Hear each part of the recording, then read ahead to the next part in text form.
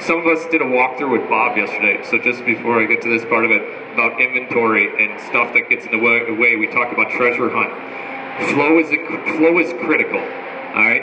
So just look at, wonder what's going on with, we have the stack on here, okay? So we have it back there where we're running the parts, we're putting them together. Now we have to bring them all the way up here because we don't have skids.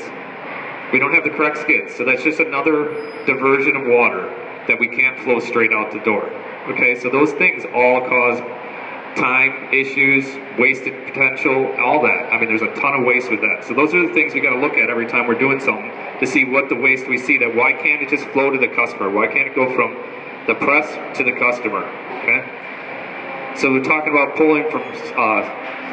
Sorry, we got to finish up about the other part. So they're talking about what are they doing it. So what was Sloan Toyota going to do? Since they had they had 2 buildings, they had $580,000 in inventory. So in 1995, when Sloan Bell joined Toyota's campaign to introduce pull in the whole parts distribution and manufacturing system, it reorganized its parts storage area just the way Toyota reorganized its PDCs by cutting the size of bins dramatically, generally by 3/4, and reorganizing all the parts storage into one building.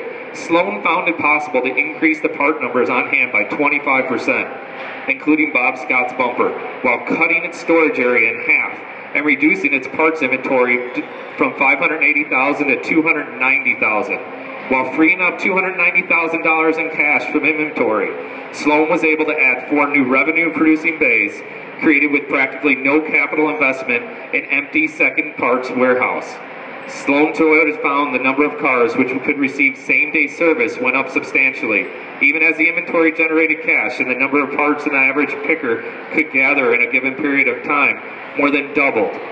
Most important, customers were happier because their cars were more likely to get fixed right away, and the total cost of service had fallen dramatically. Indeed, Bob Scott was able to get his truck's bumper replaced the same day.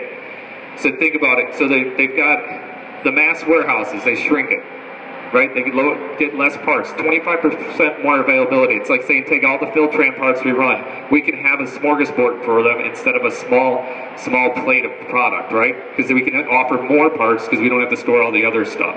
Right? So it's easier to get to it. We have more variety. We can get it out and we can pull it through. It's less time to stock. If you remember yesterday, it took them 3 days to stock a week's worth of parts. So there's 2 days that you're not stocking parts because you get such an onslaught of parts coming in that have to be restocked. So having smaller increments to put onto the shelf they can keep up with to get them out the door. Freeing up the cash is what we would want to do, right? We have all these parts and all this raw material. It'd be better to have a machine generate more money with that cash than just have an inventory sit here with no value, right? Okay. Sorry. Video.